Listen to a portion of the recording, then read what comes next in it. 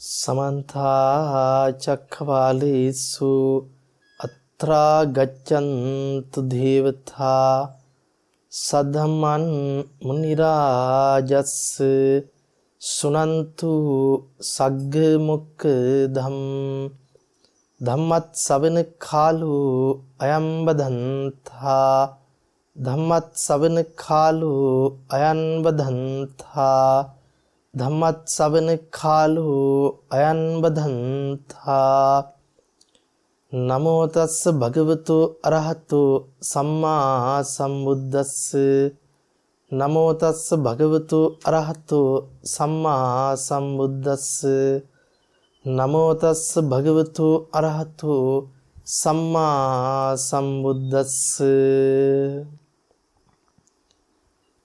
අද දවසේ ධර්ම දානමේ පින්කම සිදු කිරීම උදෙසා සදැහැති දායකත්වයේ සිදු කරනු ලබන්නේ රත්නපුරේ අසංක ජයසිංහ, සඳුනි ජයසිංහ, දුලන්ත වීරසිංහ, චතුරිකා වීරසිංහ යන දූ දරුවන් විසින් රුවන්පුර ධම්මදීරා මෙහෙණින් වහන්සේ, කොටවෙහෙරගල ධම්මසුදීරා යන මෙහෙණින් වහන්සේලා පැවිදි දිවියට එළඹ අවුරුද්දක් පිරීම නිමිති කරගෙන සියලු සත්‍යයන්ට උතුම් ධර්ම අභිසමයේ පිණිස හේතු වේවා උපකාර වේවා කියන පින්සිත යහපත් චේතනාව පෙරදරි කරගනිමින්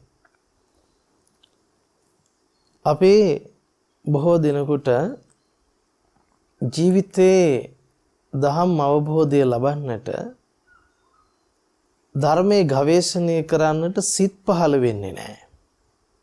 බොහෝ අල්ප ප්‍රමාණයකට තමයි සිත පහළ වෙන්නේ. බුදුරජාණන් වහන්සේගේ ධර්මයේ අනුගමනය කරලා වහවහාම ජීවිත අවබෝධයට පත් වෙන්නට උවමනයි කියලා. ඒ අරුණුකොට බොහෝ දිනෙක තමන්ගේ ජීවිත තුළ පාංශුකූලයයි, පිරිතයි, බණයි, දානයයි පමණක් බෝධි පූජාව ඇතුළු කරගෙන සම්මතයෙන් සිද්ධ කරගෙන නාමික වශයෙන් බෞද්ධයෝ බවට පත් වෙලා පංචකාම ආස්වාද විඳගෙන ඉඳලා මරණයට පත් වෙලා යනවා මිසක ධර්මයේ යථාර්ථය ධර්ම පණිවිඩය ජීවිතයට සම්බන්ධ කරගන්නේ නැහැ. ඒකට බලපාන ප්‍රධාන හේතුවක් තමයි ධර්මය අවබෝධ කරගත යුත්තේ ඇයිද කියන දේ Tamanට වැටහෙන්නේ නැති නිසා. කොටින්ම කිව්වොත් යම් දෙයක උවමනාවක් ඇති වෙන්න එපැයි ගවේෂණයක නිරත වෙන්න. එහෙනම් ධර්ම ගවේෂණයට යමෙක් යොමු වෙන්න නම් ඔහු තුල ධර්මයේ ගවේෂණය කරන්න උවමනාව කැමැත්ත ඇති වෙන්න ඕන.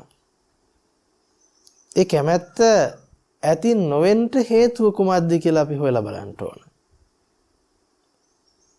එහෙනම් කොටින්ම කිව්වොත් යමෙක් ධර්ම ගවේෂණයට පැමිණිය යුත්තේයි. යමෙක් ධර්මය අවබෝධ කරගත යුත්තේයි. ධර්මයේ ප්‍රත්‍යක්ෂ කරගත යුත්තේ ඇයි කියන දේ ඔහුට තේරෙන්න ඕන ඉස්සල්ලා. වැටහෙන්න ඕන. එහෙම වුණොතින් තමයි ඔහු යොමු වෙන්නේ මොකටද? ධර්ම ගවේෂණයට. දැන් අපිට ජීවිතේ බැලුවට පස්සේ ඇතැම් අය ජීවිතේ යමක් අහිමි වුණාට පස්සේ කම්පාවටපත් වෙලා ධර්මයේ පැත්ත හොයන්නේ නැයි ඉන්නවා.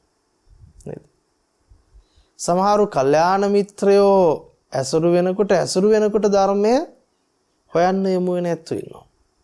නමුත් කෙසේ හෝ අපිට ධර්මයේ ගවේෂණය කළ යුත්තේ ඇයි කියන දේ තේරුම් ගන්නට නම් අපිට වැදගත් වෙනවා අපි ජීවත් වෙන්නේ කුමටද කියන ප්‍රශ්නෙට උත්තරේ හොයාගන්න එක.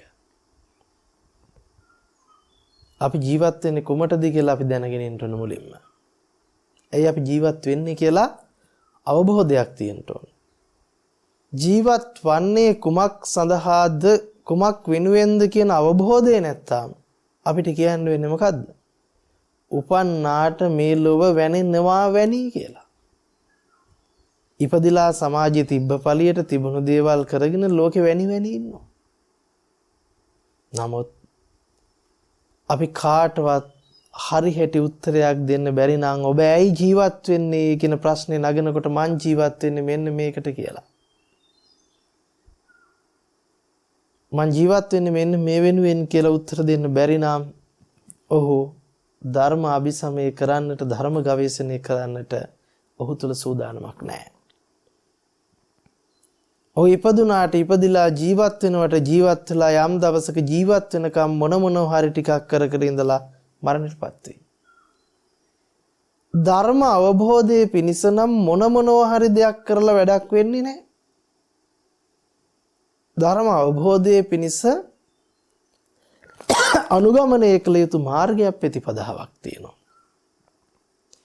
ඒ මාර්ගයේ ප්‍රතිපදාව අනුගමනය නොකළ මොනවා දේවල් කළත් ධර්ම අභිසමයටපත් වෙන්න බෑ. අපි හිතමුකෝ අපි ජීවත් වෙනකොට ජීවිතයේ මිනිස්සු වශයෙන් බොහෝ දෙනෙකුගේ තියෙන බලාපොරොත්තු මොකද්ද?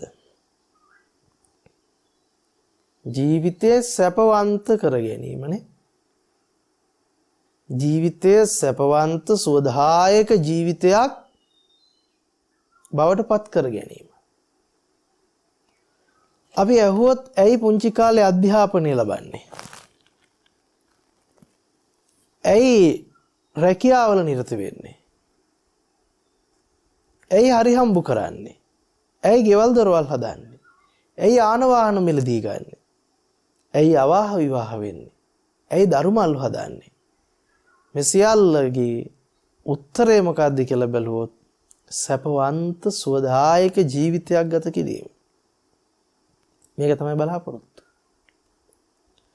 එතකොට මේ සැපවන්ත සුවදායක ජීවිතය තමන්ගේ ජීවිතවලට ලං කරගන්නට මුළු ජීවිත කාලෙම දුක් විඳිනවද නැද්ද? ජීවිත කාලෙම වෙහෙසෙනවා, මහන්සි වෙනවා.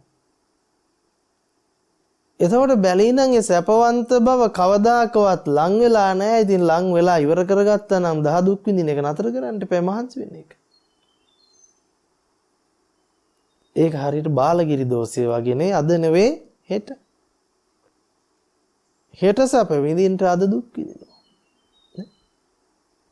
නිදි මරාගෙන හෙට සැප භුක්ති විඳින්න අද මනා කරනවාද? අද පුදුම දුකක් විඳිනවා. කිසිම අවබෝධයක් ජීවිත තුල නැහැ. තමන් ජීවත් වෙන්නේ මොකටද කියලාවත් තමන් දන්නේ නැහැ. එහෙනම් මොහොතකට ඔබ මෙහෙම කල්පනා කරන්න. අපි නිතරම මේ උපමාව ගන්නවා. මොහොතකට හිතන්න. ඔබ ජීවිතයේ ජීවත් වෙන මේ අතරතුර මේ කාලය තුල මුළු ලෝකේ හැමෝම අතුරුදහන් වෙලා ඔබ විතරක් ලෝකෙ ඉතිරි වෙනවා. මොකද්ද? ලෝකේ හැමෝම අතුරුදහන් වෙලා ගිහිල්ලා ඔබ පමණයි ලෝකෙ ඉතුරු වෙන්නේ. දැන් ලෝකේ ඉන්න එකම එක පුජ්‍යලයා ඔබ. ලෝකේ ඉන්න එකම එක පුජ්‍යලයා ඔබ. එතකොට ඔබ විතරක් ලෝකෙ ඉතුරු වුණාට පස්සේ මුළු ලෝකෙම අයිතිය දැන් කාටද? ඔබට. රන්ද රිදීද මුතුමැණික්ද යාන වාහනද ඉඩකඩන්ද දීපලද ධනේද මිල මුදල්ද ආදී සියලු සම්පත් වල අයිතිකාරය ඔබ. ඔබ බලාපොරොත්තුනේ ඕක ලං කරගන්නනේ. නේ? මුළු ලෝකෙම ගන්න වගේ තමයි මෙච්චරකන් ජීවත් වුනේ නේ. ලෝකෙම පෙරලගෙන ගිහිල්ලා ලෝකෙම අතර ගන්න තියෙනවා නම් හොඳයි වගේ තමයි ජීවිතේ පැවැත්ම පවත්වගෙන ගියේ. දැන් ඔන්න ඔබේ බලාපොරොත්තු ඉටු වුණා. මොකද්ද? ආයි එකක් දෙකක් චුට්ටක් එහෙම නෙවෙයි මුළු ලෝකෙම අයිතිකාරයා දැන් කවුද? තමයි. මුළු ජීවිතේම වෙහෙසුණත් කියලාවත් කරගන්න බැරි වැඩක් ඔන්න සිද්ධ වුණා. මොකක්ද සිද්ධ වුනේ? ඔබ විතරක් ලෝකේ තනි වුණා. ලෝකයේ අයිතිකාරත්වයේ ඉබේම ඔබට පැවරුණා. දැන් ආයි පවර්ලා දෙන්න කෙනෙක්, නඩු දාන්න කෙනෙක්, ගහන්න කෙනෙක්, බනින්න කෙනෙක් නෑ. හොරකම් කරන්න දෙයක්වත් නෑ. ඔබ විතරනේ ඉන්නේ. අයිතිකාරයා ඔබ දැන්. දැන් අනේ සන්තෝසයිනේ. ඇයි? ලෝකයේ අයිතිය ඔබට හම්බ වුණා. දැන් ඔන්න හරි සන්තෝෂයෙන් එළියට බහැලා ඔබ දුවගෙන ගිහිලා රත්තරන් කන්දක හැප්පෙයිද? ලෝකෙම තියෙන රත්තරන් බඩු ටික එකතු කරලා අරගෙන ඇවිල්ලා ගොඩ ගහයිද? ඇයි අනේ දැන් මුළු ලෝකෙම හොයා හිටපු මට නොසිතක මොහොතක හිතපුවත් නැති වෙලාවක ලෝකේ හම්බ වුණා. අනේ දෙයියනේ හම්බ වුණාට දැන් වටින්නේ නැහනේ. දැන් මිල මුදල් වලින් කරගන්න දෙයක් නැහැ. රත්තරන් දීපල වලින් කරගන්න දෙයක් නැහැ. දැන් තුට්ටුවකට වටින්නේ නැහැ ලෝකේ මිල මුදල් රත්තරන් රිදී මුතු මැණික්. ඒ වගේ කරන්න දෙයක් ඇත්තෙම නැහැ දැන්. වැඩක් නැහැ. දැන් ඔබ කොණ්ඩේ සුදු විච්ච ටික ඩයි කරලා කළු කරලානේ රැලි ගහිච්ච හැම වහගෙන මේකප් එකක් දාලා රත්තරන් බඩු එල්ලගෙන හරි උජාරුවට සෙන්ට් පවුඩර් ගහගෙන රට වටේ ලෝකෙ වටේ දැන් යන්න බලයිද? දැන් යන්නේ ඇයි? දැන් ඉතින් කොණ්ඩේවත් පීරණ එකක් නැහනේ. දැන් පෙන්වන්න කෙනෙක් නැහැ. දැන් Tamanට වැදගත්කමක් දෙන්න විදියක් නැහැ. මං තමයි අරයට වඩා උසස්. මම මෙහෙම ඉන්න ඕන කෙනෙක්. මම මෙහෙම පේන්න අඳින්න ඕන කෙනෙක්. පේන්න කන්න ඕනි කෙනෙක්. පේන්න යන්න ඕනි කෙනෙක්. අනුන්ට පේන්න මේක මෙහෙම හදා ගන්න ඕනි කියලා තිබ්බ මානසික මට්ටම් ඉවරයි. දැන් වහලෙක් නෙවෙයි. නමුත් මෙච්චරකන් ජීවත් වෙලා තියෙන්නේ මොකෙක් වෙලාද? තනිකරම වහලෙක් වගේ. ඇයි? අනුන්ට ඕන විදිහට නැට වෙන රූකඩ චරිතයක් වගේ තමයි ජීවත් වෙලා තියෙන්නේ. විලි ලැජ්ජ නැද්ද? Tamanට Taman ගැන ලැජ්ජ හිතෙන්න ඕන දැන් ඇයි? අනේ මම මේ තරම් කාලයක් ජීවත් වෙලා තියෙන්නේ අනුන්ට ඕන විදිහට නැට වෙන රූකඩයක් බඳු ජීවිතයක් නෙමෙයි ගත කරලා තියෙන්නේ. කොයිතරම්නම් රංගපෑමක්ද මේ රංගපාලා තියෙන්නේ? මොන නාටකයක්ද මේ නටලා තියෙන්නේ? නරි නාටකයක්. දැන් කල්පනා කරලා බලනවානේ මොන බොරුවකද මම පැටලලා හිටියේ නේද? මොන තරම් මුලාවක් ඇතුළේද මං හිටියේ? දැන් කාට පේන්න රංගපාන්නටදනේ? දැන් මොනවා වටිනවා කියලා ගන්නද? දැන් තඹ දුහිතුවක වටිනකමක් නැහැ. දැන් ඔහු කල්පනා කරලා බලනවා. දැන් මං ජීවත් වෙන්නේ මොකටද? මෙච්චරකම් මං ජීවත් වෙලා තියෙන්නේ මොකටද? මම මෙච්චරකම් ජීවත් වෙලා තියෙන්නේ ඇත්ත දන්නේ නැතිව. ලෝකයට මුලා වෙලා ලෝකේ නැට වෙන රූකඩයක් විදිහට මං ජීවත් වෙලා තියෙන්නේ. දැන් ඒ රූකඩ ජීවිතය අවසానයි. කල්පනා කරනවා. විමසනවා. කල්පනා කර විමසා බලනකොට තේරෙන්න ගන්නවා අනේ මන් දැන් මෙතනින් එහාට ජීවත් වෙනවා නම් ජීවත් වෙන්නේ බඩගින්නෙන් පෙළෙන නිසා පෙලීම නැති කරගන්න. පිපාසයෙන් පෙළෙන නිසා ඒ පෙලීම නැති කරගන්න. රෝග පීඩා ආදියෙන් පෙළෙන නිසා ඒ පෙලීම නැති කරගන්න. සීතලෙන් උස්නෙන් පින්නෙන් මැසිමදුරු කරදර ආදියෙන් පෙළෙන නිසා ඒ පෙලීම නැති කරගන්න. බලනකොට පෙලීමක් නඩත්තු කරන්න නේද මේ ජීවත් වෙන්නේ? නේද? දැන් බඩගින්නෙන් පෙලන්නේ නැත්තම් කෑම ඕනිද? පිපාසයෙන් පෙලන්නේ නැත්තම් බොන්න ඕනිද? සීතල උෂ්ණ පින්න ආදියෙන් පෙලන්නේ නැත්තම් වස්ත්‍ර ඕනිද? වාසස්ථාන ඕනිද? නෑනේ. එතකොට බැලීනම් පෙලීමෙන් නිදහස් වෙන්න තමයි අපි හැමෝම මේ හැමදේම කරන්නේ.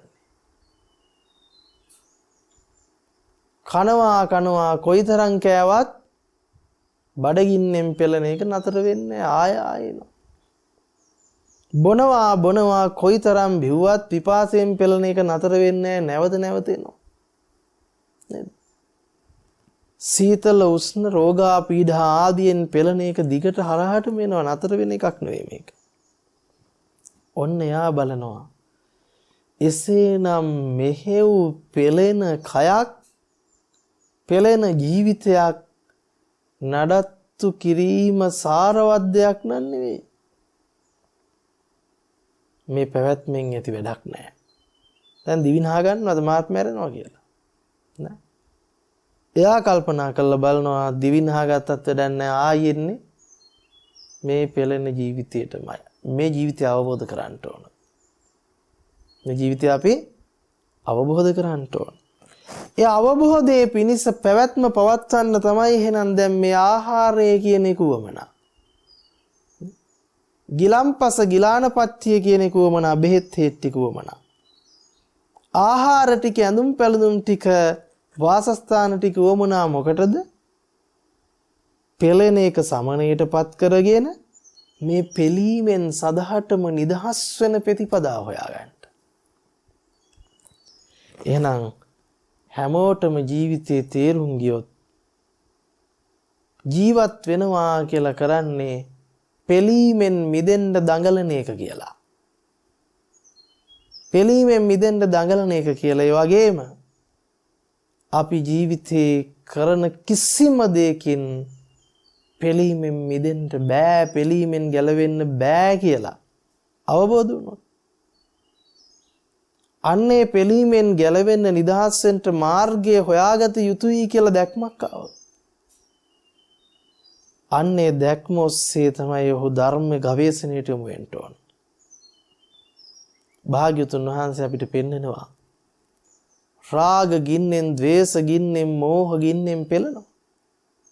ජාති ගින්නෙන්, ජරා ගින්නෙන්, මරණ ගින්නෙන්, ශෝක ගින්නෙන්, පරිදේව දුක්ඛ දෝමනස්ස ගින්නෙන් පෙළෙනවා. බලන්න 11 ගින්නකින් පෙළෙනවා. මේ පෙලීම කවදානම් ඉවර වෙන්නද මේ යන පංචකාමයේ පසුපස ගිහි නේද? හරියට මේ පංචකාමයේ පසුපස යාම හොරිකඩයක් කහනවා වගේ වැඩක්. හොරි කහනවා වගේ સિદ્ધාන්තයක්. ඇයි? හොරි කහන්නේ ඇයි? හොරි තියෙන මිනිස්සයාට උඩබිම ඉන්න බැරුව පෙළනවා. හරිම අසහනයක්. නේද? අර අපි පෙළනවා. එතකොට මේ පෙළන්න මේ මිනිස්සයා මොකක් කරනවද? මේ මිනිස්සයා දන්න එකම දේ හොරි කඩේට සැනසීම කැහිල්ලෙන් තමයි ලබන්නේ. මේ මිනිස්සයා බෙහෙත් දන්නේ, ඖෂධයක් දන්නේ. ඒ නිසා මොකද්ද කරන්නේ? හොරි කඩේ කහනකොට සනීපයිනේ. ඒ නිසා මොකද්ද කරන්නේ? දිගට හරහට කහනවා. එතකොට කහන වෙලාවට සනීපයි. හැබැයි මේ සනීපේ හොරි කඩේ තිබිලා එනවද? කහන එකේ තිබිලා එනවද? කොහෙවත් තිබිලා එන සනීපයක් නෙවෙයි. හැබැයි ස්පර්ශ වෙනකොට සනීපයි. තියෙන සනීපයක්ද මේ? අර පෙළෙන නිසා කහනකොට සනීපයි වගේ දැනෙන දැනීමක්ද?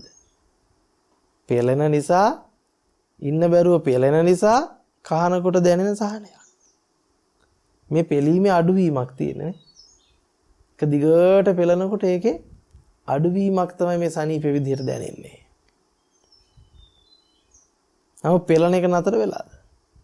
දිගට හරහට පෙළෙනවා මේ රෝගියා. දැන් අපි හිතමු මෙහෙම පෙළෙනකොට එකෙක් කල්පනා කරනවා මේක දැන් අතෙන් කහ ඉන්න එක තවත් අමාරු වැඩක්. නිසා මම මේක කහන්න උපකරණයක් හදනවා. දැන් ඊට පස්සේ උපකරණයක් හදාගෙන එකෙක් කහනවා. කොහොම කැහුවත් එන්න හොරි කඩේ පුළුල් වෙනවා. එතකොට පුළුල් වෙන්න ලොකු උපකරණ හදන්න වෙනවා. අතෙන් කහන්න බෑ, පරාසය වැඩි දැන්. හරි අමාරුයි අතෙන් කහන්න. හරිම මහන්සි වෙන්න වෙනවා අතින් කහන්න. ඒ නිසා කහ ගැනීම වෙනුවෙන් විවිධ මාදිලේ උපකරණ නිර්මාණය වෙනවා. සුමට, සිනිදු නේ? විවිධ බ්‍රෑන්ඩඩ් වලින් උපකරණ එනවා මොකටද? අවශ්‍යතාවයට. ඇයි? සැප ගන්න. මුන් හිතනවා මේ කහනකොට තමයි එන්නේ සැප. පෙළන නිසා කහනවා, කහන නිසා සැප එනවා. දැන් දිගට හරහට මොකද්ද කරන්නේ? උපකරණ නිර්මාණය කර කර මේ කැහිල්ල දිගටම අරන් යනවා. ඔටෝ කැහෙන උපකරණත් හදනවා. අතෙන් කහන එක පොඩි එකක් තියාගෙන බලනවා අඩේ මං කොහොමද මේක පුළුල් කරගෙන ඔටෝ කැහෙන උපකරණ දාලා කවදාද මම මේ ඔටෝ කැහිලා ගන්න සැපත සනීපේ ගන්නෙ? ඌට ලොකු හොරිකඩයක් තියෙනවා.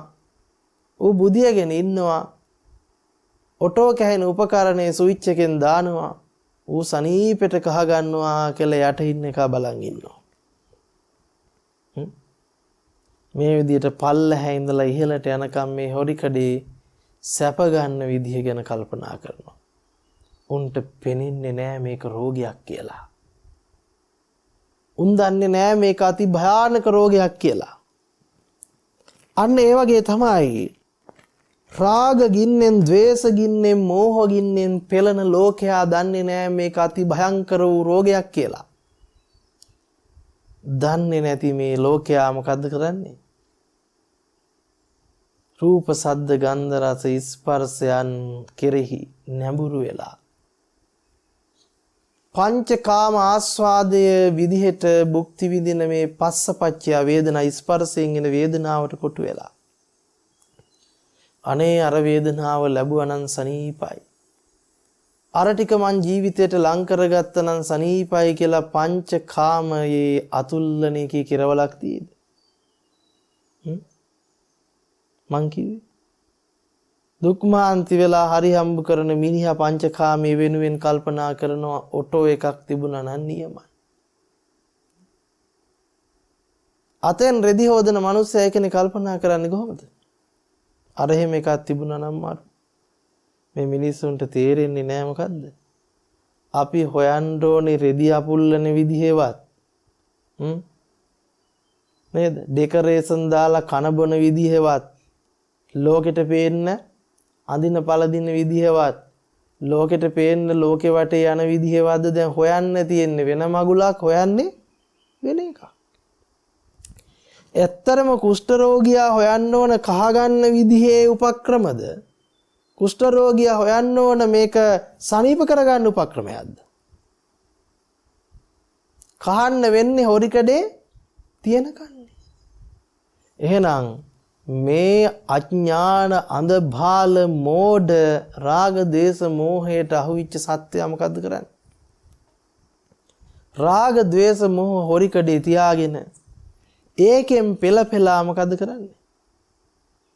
රාගේ වපුරන්ට එහෙම නැත්නම් ආස්වාදේ ගන්න ක්‍රමවේද ජීවිතේ හොය හොයා කාලකන්ණි වෙලා රාගෙන් ද්වේෂයෙන් මෝහෙම වන වෙලා මරණයටපත් වෙලා යනවා.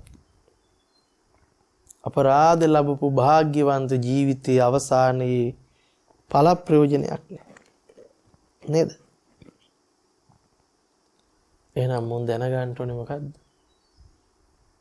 මේ අපිට තියෙන මහ භයංකර වූ රාග ද්වේෂ මෝහ නැමැති හොරිකඩේ. මේකෙන් පෙළෙන නිසා පස්කම් සැපේ ඇලි පස්කම් සැපේ ස්පර්ශ කර කර වාසය කරන එක නෙවෙයි නුවණක්කාරකම. කොයි තරම් පස්කම් සැපේ වාසය කළත් මේ පිළීම නතර වෙන්නේ නැහැ. කොයි තරම් මේ හොරිකඩේ කැහුවත් මොන নানা ආකාර විදිහට කැහුවත් හොරිකඩේ සනීප වෙන්නේ නැහැ වගේ.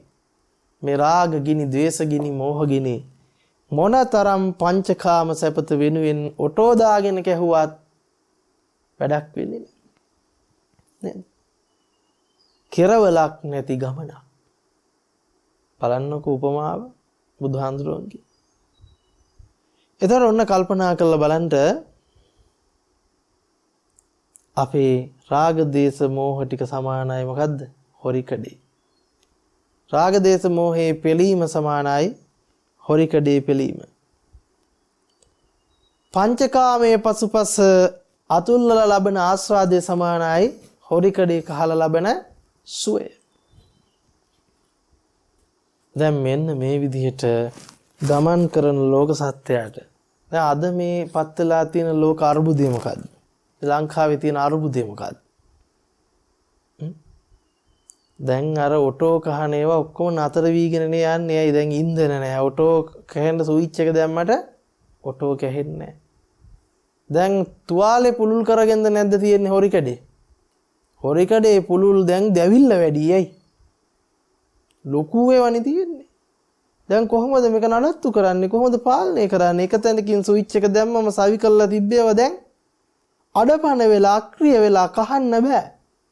ගින්න දැනෙනවා, දැවි දැවි ගින්න දැන් දැනෙනවයි ඉන්න බෑ දැවිල්ලයි. අය ඔටෝ කැහි හුලං වැඩි තිබුණු මොකක්වත් දැන් නැහැ. දැන් පුදුම කම්පනයකට පත් වෙලා දියාව් ඔටෝ දියාව් කියන වෙයි.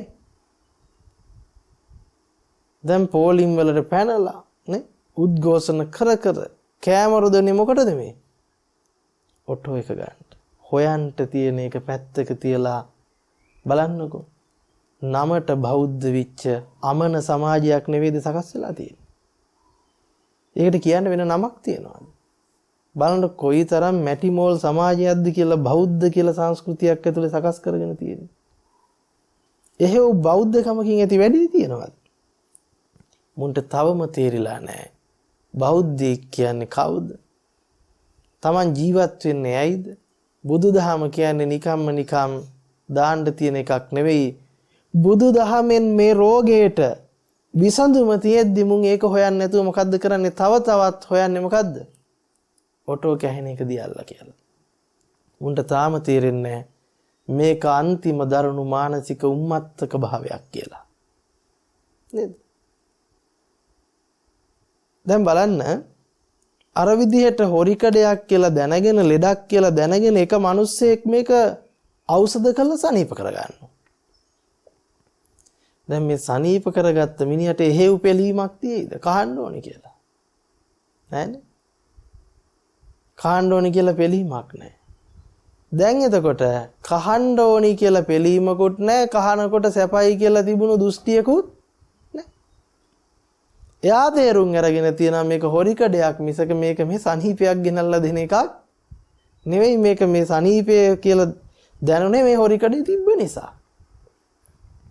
ගිහිල්ලා පොඩ්ඩක් අර ඔටෝ දාගෙන කහන උන්ට ඇඟිල්ලෙන් පොඩ්ඩක් ඇනලා කියනවා මමත් ඕකේ තමයි හිටියේ. ඔක ලෙඩක්. ඔක සනීප කරගන්නේ. මේ රවුල ගිනි අරන් ඉන්න වෙලාව එනවා මෙතන සුරුට්ටු පත්තු කරන්නට අනේ උඹේ බන අරගෙන පළ කියලා මොකද්ද කරන්නේ? අර මෝඩ මැටි මෝල්ලෝ කෑ ගහලා කියනවා. එතකොට මේ තුවාලේ සනීප කරගත්ත කෙනාට මහා කරුණාවක් එනවනේ. කොයිතරම් මේ මිනිස්සු අසරණද? කොයිතරම් මෝඩද? කොයිතරම් අඥානවන්තද? ඒ නිසා මේ මෝඩයෝ අතර එක ප්‍රඥාවන්තයෙක් හරි ඉන්නවා නම් ගලව ගන්න ඕන. ඒ කියන තැනින් තමයි බුද්ධ ශාසනය ගොඩ නැගෙන්නේ. ඒ නිසා ධර්මයේ අර්ථයක් නොදෙන නේද? සිවුරයි තට්ටේ විතරක් තියාගෙන ශාසනයේ හිටියයි කියලා එහෙව් භික්ෂුවට හෝ සමාජයට යහපතක් නැහැ. ශාසන පරිහානියට හේතුවක්. ඇයි? Tamanගෙන් ඉෂ්ට වෙන්න උන යුතුයකම Taman ඉෂ්ට කරන්නේ. බහුජන හිතාය බහුජන සුඛාය. බොහෝ ජනයාට හිතසුව පිණිස සුඛ විහරණය පිණිසයි භික්ෂුව වැඩ ඉන්න ඕන. එනිසා අපි ඒක කල්පනා කරන්න ඕන.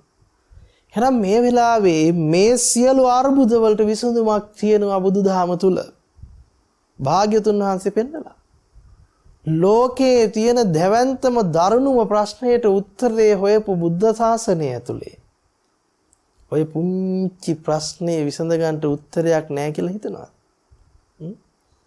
බුදුබණ ඉදිරියේ ඔක ප්‍රශ්නයක් නෙවෙයි.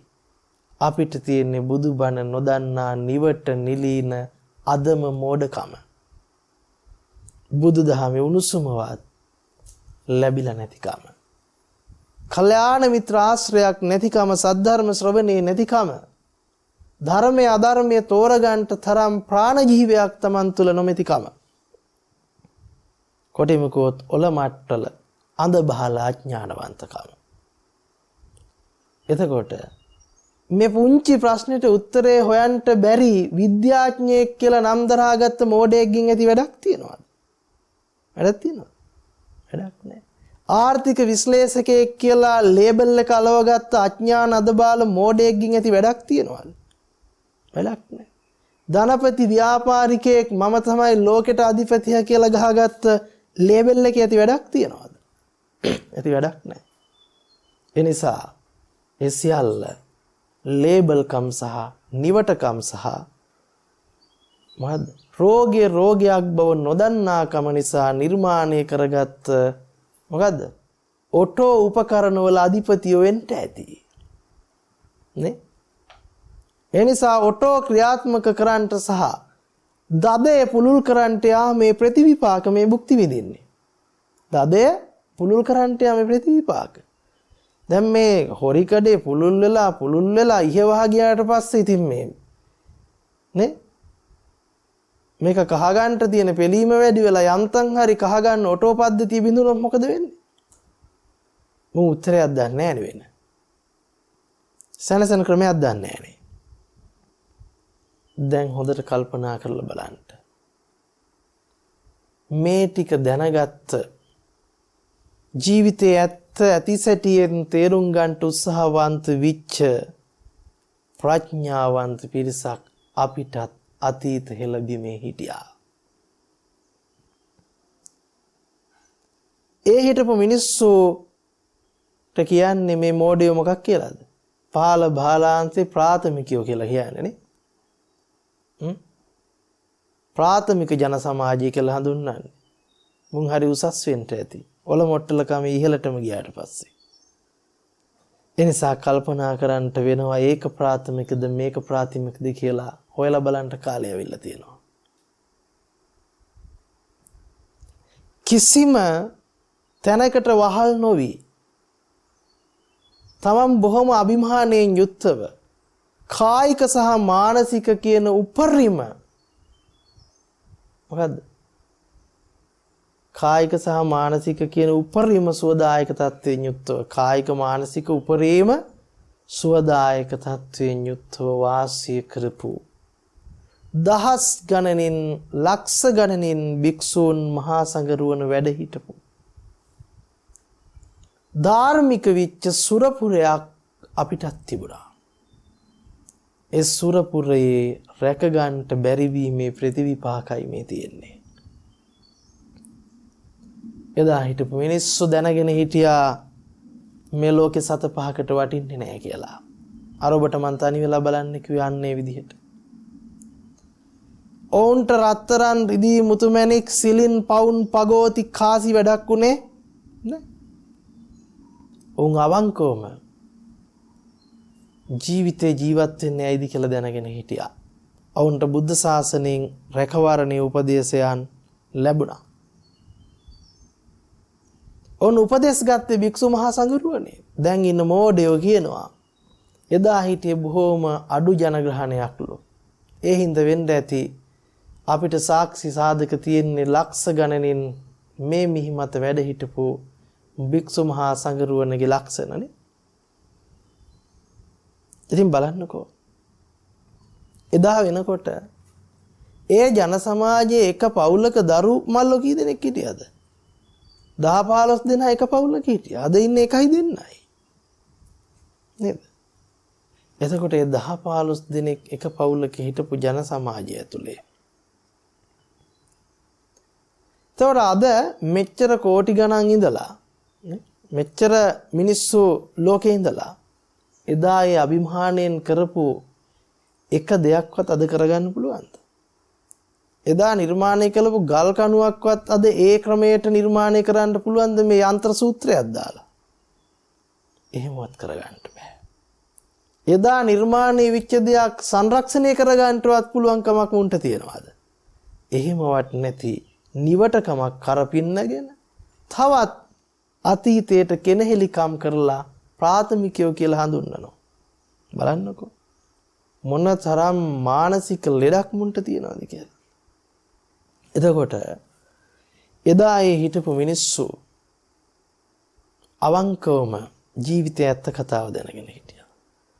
සෑම පවුලකින්ම එක්කෙනෙක් දෙන්නෙක් අනිවාර්යයෙන්ම ශාසන භූමිකාවට ඇතුළු වුණා. දැන් එතකොට භික්ෂු මහා සංඝරුවනත් මුළු ගමත් අතර නෑදෑකමකුත් නැද්ද? හිතවත්කමකුත් නැද්ද? භික්ෂු සංඝයා Tamanගේ සෑම පවුලකටම ධර්මයෙන් අනුශාසනා කරනවා. ජීවිතේ පැවැත්ම උදෙසා. එතකොට සෑම ගමකම ස්වයං පෝෂිත ආර්ථිකයක් තිබුණා. ඇයි? සම්පූර්ණයෙන්ම උඩරට භූමි ප්‍රදේශයේ ජල පෝෂක කලාප වෙලා තිබුණේ. වැසි වනාන්තර විනාශ කරලා තිබුණේ නැහැ එකක්වත්. එතකොට ඒ වැසි වනාන්තර වලින් පෝෂණය වෙන ජල ධාරාව පහත භූමිය කරා ගෙනල්ලා එදා හිටපු වාර ඉංජිනේරුවරු මුදල් පරමාර්ථයෙන් ලාභ පරමාර්ථයෙන් මුදලට මහ පොළව පාවලා දෙන පගා ගහන කොමිස් ගහන ජරාව කන කුණු ගොඩම් බවට පත් වෙලා හිටපු නැති ධර්මයේ අනුශාසනාවෙන් රැකවරණය ලැබපු තමන්ගේ ජීවිත ධාර්මික කරගත්ත මහ පොළවට ආදරය කරපු මහ පොළවේ සුවඳ අඳුනගත්ත වාර ඉංජිනේරුවරයා මොකද කරේ? පොළවට වැටෙන එක ජල බිඳක්වත් ප්‍රයෝජනයක් නොගෙන මහ මුහුදට යන්න සැලැස්සුවේ නෑ. වැව් පොකුණු අමුණු ඇල මාර්ග බොහෝම උසස් තාක්ෂණයෙන් යුක්තව නිර්මාණය කරලා ගොවියට බත බුලතෙන් සස්ක්‍රීය කරන්නට ඕන නිල් දියවර ලැබලා දුන්නා. ගොවියා සහ වාර ඉංජිනේරුව අතර තිබුණේ පුදුම සම්බන්ධතාවයක්.